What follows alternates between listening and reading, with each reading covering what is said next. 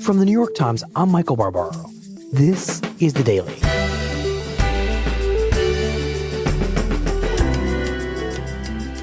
Today, in a joint statement signed by President Trump and Kim Jong-un, North Korea committed to complete denuclearization. Why is a promise that big being dismissed as meaningless?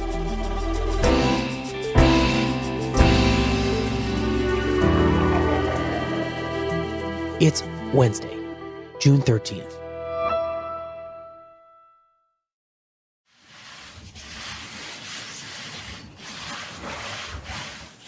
The letter that we're signing is very comprehensive, and I think both sides are going to be very impressed with the result. A lot of goodwill went into this, a lot of work, a lot of preparation. I want to thank everybody on both sides, Secretary Pompeo and all of his counterparts. They were absolutely fantastic.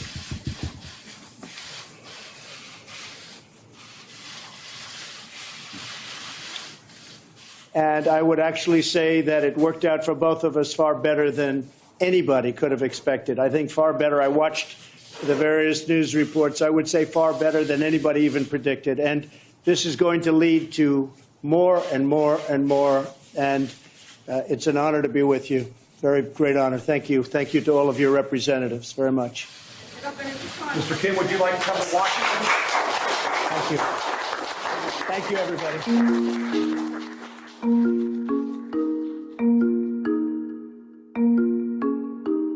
So, Nick, what are you thinking as this deal is being struck between the president of the United States and the leader of North Korea? What's your initial read on it? Well, I think our president got hoodwinked. Nick Kristof is a columnist for The Times. I mean, it's not really a deal. It's a piece of paper that aspires to a deal, but it looks like we gave up a fair amount just to get that piece of paper, and North Korea didn't really supply anything. And why do you say that? What did both sides agree to? What did they really give up? Chairman Kim and I just signed a joint statement in which he reaffirmed his unwavering commitment to complete denuclearization of the Korean Peninsula. North Korea reaffirmed its commitment to denuclearize the Korean Peninsula. Chairman Kim has told me that North Korea is already destroying a major missile engine testing site. The U.S. provided security guarantees to North Korea. We will be stopping the war games, which will save us a tremendous amount of money. And also to halt what President Trump called war games, essentially military exercises in the area. So under the circumstances that we're negotiating a very comprehensive, complete deal, I think it's inappropriate to be having war games.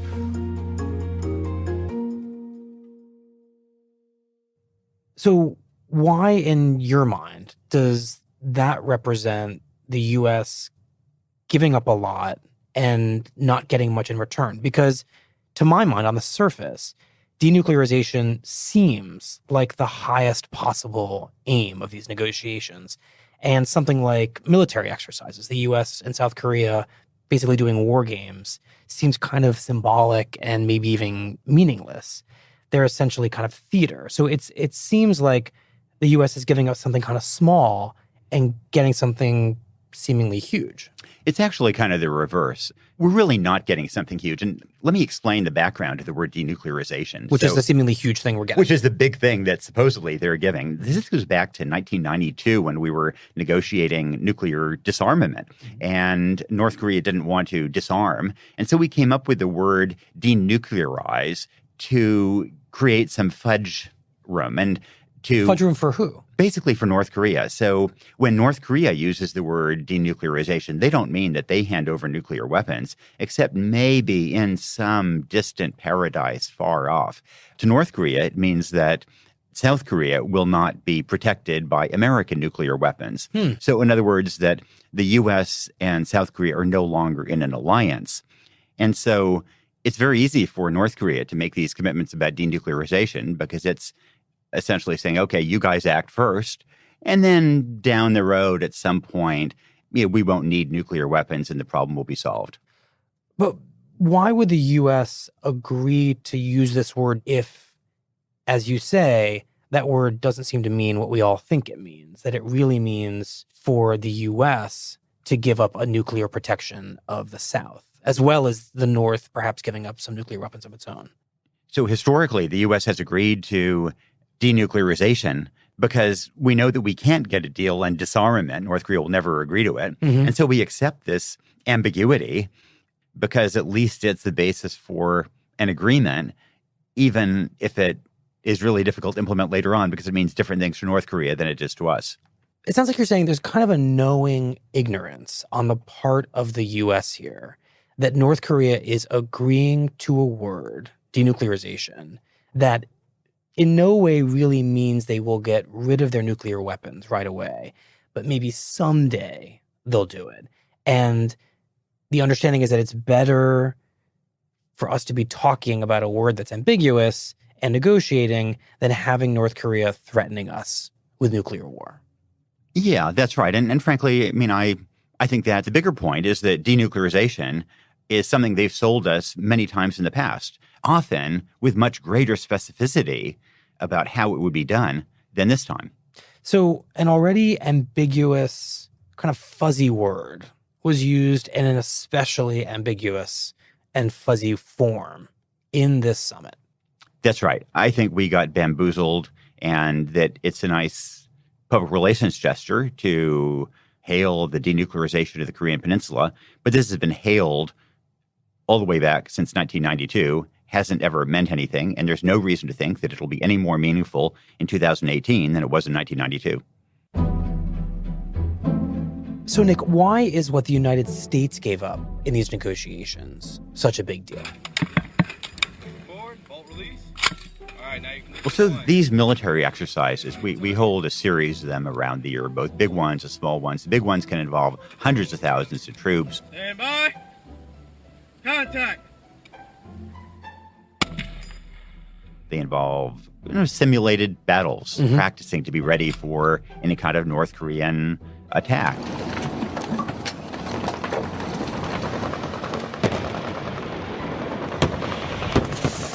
Think of them as a big fire drill. And if you don't have fire drills periodically, you're not going to be ready if there is a fire. And so they've always been regarded as essential to military readiness and also as a crucial part of our relationship with South Korea and with Japan. And not only did we halt military exercises, but we didn't consult our allies in doing so. So the United States did not talk to South Korea about this decision by President Trump in the middle of negotiations with Kim Jong-un to say, we're not going to be doing these exercises anymore. Normally, summits are highly planned, and so you would consult with your allies ahead of time. South Korea seems to have been completely taken by surprise by the cancellation of exercises. The Pentagon seems also to have been taken by surprise. So this was not anticipated by either our biggest ally in these negotiations, South Korea, or our own military. At the moment, that's what seems to be the case. So in your mind, what to many of us looks like a small deal, ending these military exercises in South Korea, is perhaps a very big deal. And what seems on the surface like a big deal, North Korea saying that it's going to denuclearize, is actually a pretty small deal. Yeah, I think that North Korea denuclearizing is indeed a small deal. I mean, there's nothing new there. The military exercises, look, I'd be willing to give them up as part of a process in which we gain something. But I don't think we should just give them up for nothing.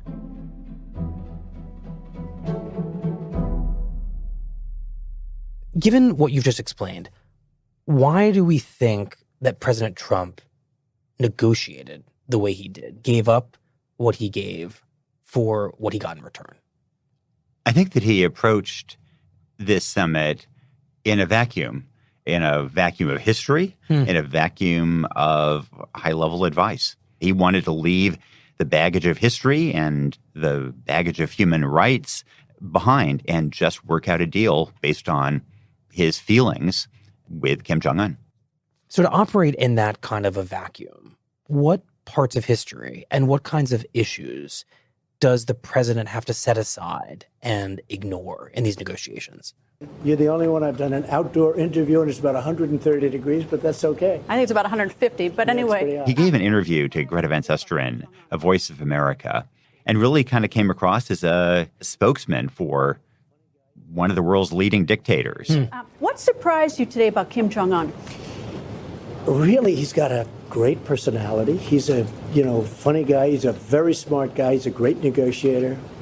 He loves his people. Not that I'm surprised by that, but he loves his people. And I think that we have the start of an amazing deal. We're going to. He described American military exercises as provocative, which is what North Korea has always said they are. We'll be saving a tremendous amount of money. Plus, I think it's very provocative. And in talking about human rights, he said, yeah, North Korea has problems with human rights, but then other countries do too. It's rough. It's rough in a lot of places, by the way. What seems to engage President Trump more is not the past, but is possibilities of the future. Mm-hmm. 7 billion people inhabit planet Earth. Of those alive today, only a small number will leave a lasting impact. And one of the remarkable things about this summit was that he pulled out an iPad and showed a 4-minute promo, kind of a 4-minute trailer of the possibilities of a future in which North Korea and the U.S. get along, and there's economic development. History is always evolving, and there comes a time when only a few are called upon to make a difference. And he tried to seduce Kim Jong-un with this vision of what might be possible. What if a people that share a common and rich heritage can find a common future? Their story is well known, but what will be their sequel? Kind of like a trailer of the future. Of a movie yet to be made.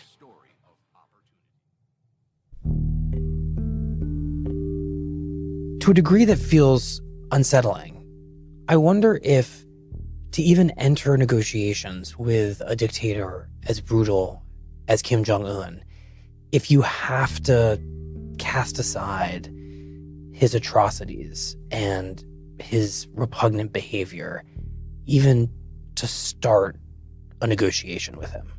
I think it's a mistake to ignore human rights, for example. I don't think that human rights should be a condition of a nuclear deal.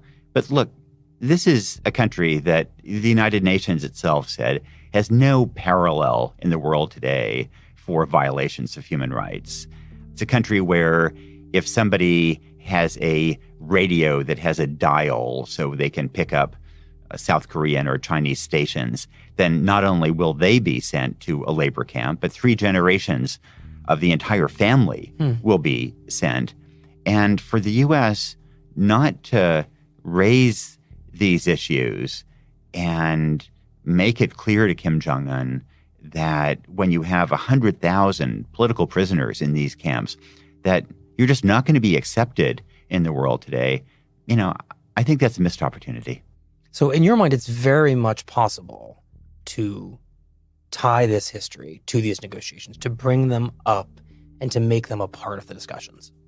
Look, there's always a risk in complicating any negotiation, and there are all kinds of issues that different groups think are important. But in 2000, for example, Madeleine Albright went to North Korea for a negotiation.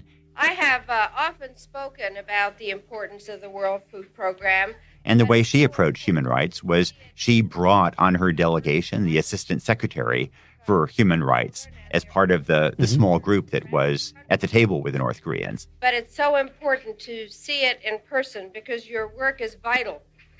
Because these children and their brothers and sisters around the country should be able to grow up without fear of emergency, shortages, or famine.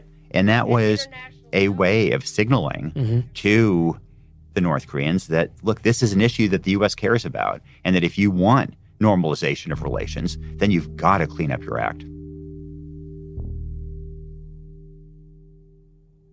I wonder, in your mind, Nick, for this first meeting, which the president says is just kind of an opening salvo in these long-term negotiations with Kim Jong-un, what could have been agreed to that would have been meaningful? What would have been the agreement that you felt would be a success for the United States? I think that it would have been key for North Korea to promise no more nuclear tests, no more missile tests, no more production of plutonium, no more enrichment of uranium. So real specific understandings about what it means to denuclearize. That's right. But look, I mean, I must also say that the problems of today are a lot better than the problems of 6 months ago. So I think that the Singapore summit was very badly handled, but I'm really happy that he is now engaging North Korea and that they are conducting real talks. And, I hope to be proven wrong, and maybe down the road, some of these things will be fleshed out.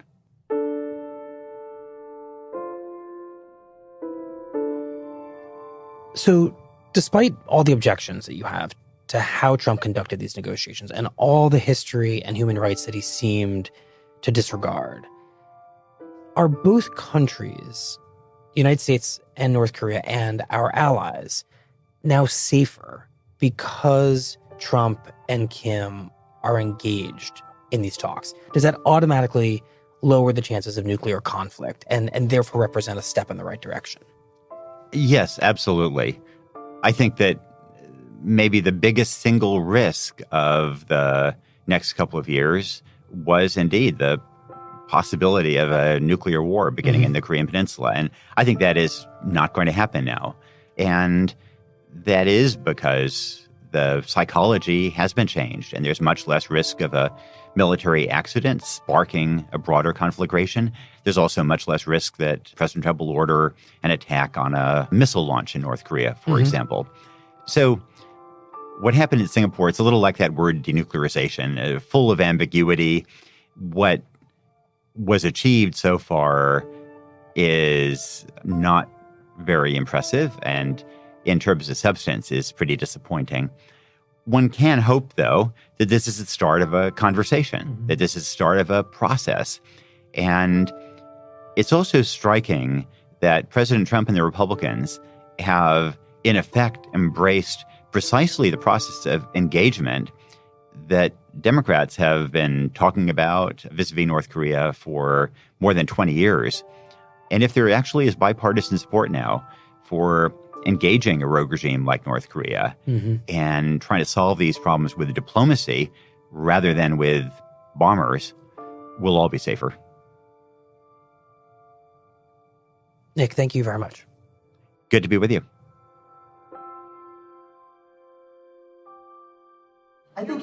I think honestly he's going to do these things. I may be wrong. I mean, I may stand before you in 6 months and say, hey, I was wrong. I don't know that I'll ever admit that, but I'll find some kind of an excuse. Okay, one more. Come on. Yeah, go ahead.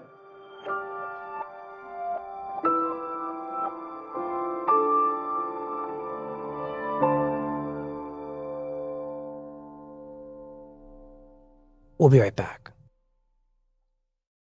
The Daily is brought to you by TD Ameritrade. When it comes to investing, each of us does it our own unique way. Some of us want to go it alone. Others might prefer some guidance. Regardless of your style, TD Ameritrade is always creating new solutions to help you. From their award-winning technology to personalized guidance, they have everything you need to invest on your terms. Visit tdameritrade.com/thedaily to learn more and get started today. Here's what else you need to know today. A federal judge has approved AT&T's $85 billion takeover of Time Warner, rejecting the Trump administration's argument that the merger would lead to fewer choices and higher prices for consumers.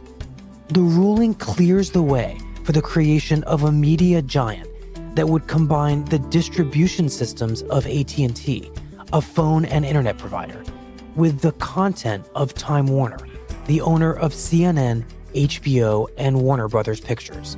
Something both companies said was necessary to compete with new rivals like Netflix and Amazon, which both make and distribute content.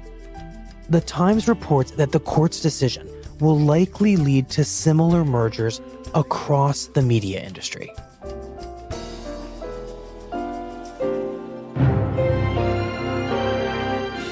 That's it for The Daily. I'm Michael Barbaro. See you tomorrow. The Daily is brought to you by TD Ameritrade. When it comes to investing, each of us does it our own unique way. Some of us want to go it alone. Others might prefer some guidance. Regardless of your style, TD Ameritrade is always creating new solutions to help you. From their award-winning technology to personalized guidance, they have everything you need to invest on your terms. Visit tdameritrade.com/thedaily to learn more and get started today.